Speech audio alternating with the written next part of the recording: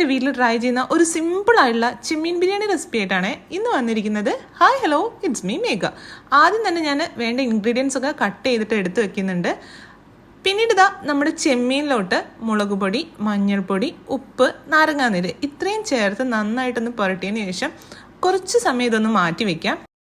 ഒരു പാൻ ഞാൻ അടുപ്പത്ത് വെച്ചിട്ടുണ്ട്. ഇതിലോട്ട് ആവശ്യത്തിനുള്ള ഓയിൽ ഒഴിച്ചു കൊടുത്തതിന് ശേഷം കുറച്ച് ഉള്ളി ഇതിലേക്ക് ഇട്ട് കൊടുത്ത് നല്ലൊരു ഗോൾഡൻ ബ്രൗൺ കളർ ആകുന്നവരെ വഴറ്റിയെടുക്കുന്നുണ്ട്. ഇനി ഇതൊന്ന് നമുക്ക് മാറ്റി വെക്കാം.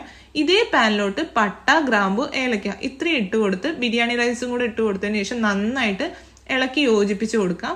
ഇനി ഇതിലേക്ക് ആവശ്യത്തിനുള്ള വെള്ളം, ഉപ്പ്, നാരങ്ങാനീര് ഇത്രയും ചേർത്ത് കൊടുത്ത് വീണ്ടും ഒന്ന് വഴറ്റിയതിന് ശേഷം ഇതൊന്ന് അടച്ചു വയ്ക്കാം.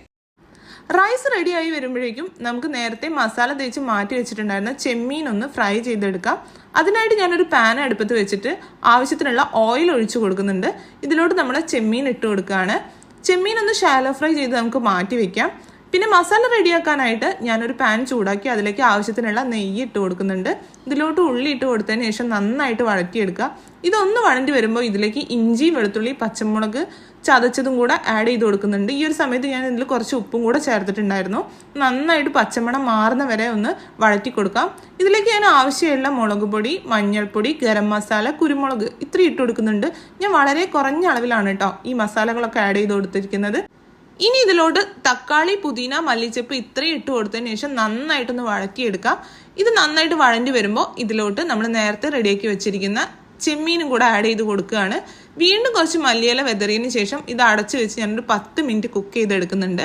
ഇപ്പം നല്ല സെറ്റായിട്ട് വന്നിട്ടുണ്ട് കേട്ടോ നമ്മുടെ മസാല. ഇനി ഇതിലോട്ട് നമുക്ക് റൈസും ഉള്ളിയും കൂടെ ലെയറായിട്ട് ഇട്ട് കൊടുക്കാം. ഇനി ഇത് നല്ല ലോ ഫ്ലെയിമിൽ ഒരു 5 മിനിറ്റ് നമുക്ക് കുക്ക് ചെയ്തെടുക്കാം. അപ്പോൾ ഇതാണ് എൻ്റെ വേർഷനിലുള്ള ഒരു സിമ്പിളായിട്ടുള്ള ചെമ്മീൻ ബിരിയാണി. ഈ ഒരു ചെമ്മീൻ ബിരിയാണി നിങ്ങളും ട്രൈ ചെയ്ത് നോക്കുക. ഇഷ്ടപ്പെട്ടാൽ ലൈക്ക് ചെയ്യാനും കമൻറ്റ് ചെയ്യാനും മറക്കണ്ട. പുതിയ വീഡിയോസായിട്ട് വീണ്ടും കാണാം. അതുവരെ bye from bless with us.